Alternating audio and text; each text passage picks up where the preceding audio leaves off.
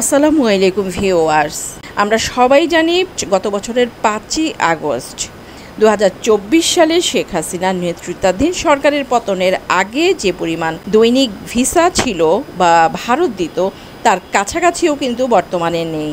The হিন্দুর একটি রিপোর্টে জানানো হয়েছে যে সরকারের পতনের আগে ভারত প্রতিদিন প্রায় 8,000 ভিসা দিত, বাট বর্তমানে ভিসার পরিমাণ মাত্র 1,000।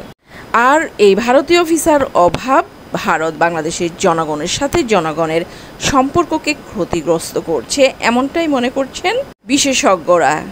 মূলত গত বছরের আগস্টে শেখ হাসিনার সরকার উৎখাতের সহিংস বিক্ষোভের পটভূমিতে ভারত ভিসা প্রদান স্থগিত করেছিল সামগ্রিক আইনশৃঙ্খলা পরিস্থিতির অবনতির কারণ দেখিয়ে। পরবর্তীকালে ভারত কেবলমাত্র সেই সব রোগী এবং চিকিৎসা পর্যটকদের জন্য ভিসা পুনরায় চালু করে যাদের ভারতীয় হাসপাতালে চিকিৎসার জন্য বাধ্যতামূলক যেতেই হবে বা আগে যারা গেছেন ফলো আপের জন্য মাস্ট বি তাদের যাওয়া লাগবে। ভিসার পরিমাণ জনগণের সাথে ঘনিষ্ঠ সম্পর্কের একটি সূচক, এটা কিন্তু আমরা কম বেশি সবাই জানি। সাংস্কৃতিক কারণে বাংলাদেশি রোগীরা কলকাতার হাসপাতালে যেতে বেশি স্বাচ্ছন্দ্য বোধ করেন, যদিও তারা থাইল্যান্ড বা সিঙ্গাপুরের চিকিৎসা সুবিধা বেছে নিতে পারেন। বাট ভারত বাংলাদেশের একদমই কাছাকাছি এবং স্বাচ্ছন্দ্যের কারণে পছন্দ সবার ভারত। যেহেতু ভারত বাংলাদেশি নাগরিকদের জন্য ভিসা বন্ধ করে রেখেছে, সো বাংলাদেশ এবং ভারতের নাগরিকদের মধ্যে যে একটা নৈকট্য ছিল সেটা কিন্তু ক্রমেই দূরত্বে পরিণত হচ্ছে। আর মেডিকেল ভিসার যেসব যাত্রী আছেন তারা কিন্তু সত্যি পড়েছেন বিপাকে। যদিও ভারত বাংলাদেশি নাগরিকদের জন্য ভিসা বন্ধ রেখেছে, বিশেষ করে বেশিরভাগই মুসলিম নাগরিকদের জন্যে, বাট হিন্দু যেসব নাগরিক আছেন তাদের জন্য কিন্তু স্পেশাল একটি ভিসা, তীর্থ ভিসা যেটার নাম, এই তীর্থ ভিসা দিয়ে কিন্তু অনেকেই ভারত যেতে পারছেন। আর এই ভিসা পাওয়া যাচ্ছে শুধুমাত্র ইসকনের মাধ্যমে। যারা ইসকনের মাধ্যমে যাবেন শুধুমাত্র তারাই কিন্তু এই ভিসা পাচ্ছেন। ভারতে অনেক তীর্থ আছে।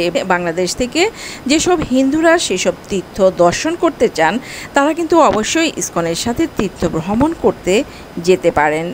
ইসকনের মাধ্যমে কোনো মন্দিরের প্রত্যয়নপত্র নিয়ে বিভাগীয় ইন্ডিয়ান এম্বাসিতে আবেদন করলে আপনি ব্যক্তিগত বা পারিবারিকভাবে তীর্থ ভিসা পাওয়ার যোগ্য, বা এই ধরনের একটা সিস্টেম তারা করেছে। শুধুমাত্র ইসকনের মাধ্যমে কিন্তু আপনি এই আবেদনপত্র করতে পারবেন। ইসকন ছাড়া যদি আপনি শুধু একা বা ব্যক্তিগতভাবে করতে যান সেক্ষেত্রে কিন্তু এই ভিসার অযোগ্য বলে আপনি প্রমাণিত হবেন, সো আপনি ভিসা পাবেন না।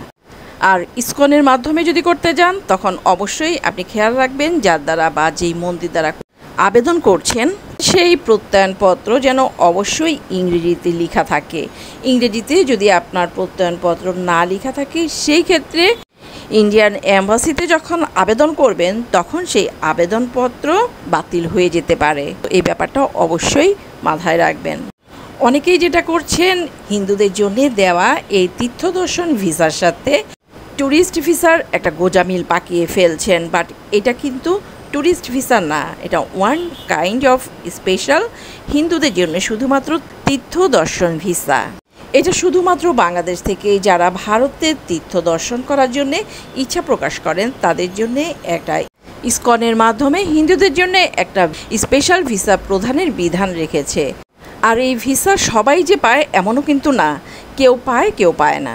ভালো থাকবেন সবাই, আল্লাহ হাফেজ।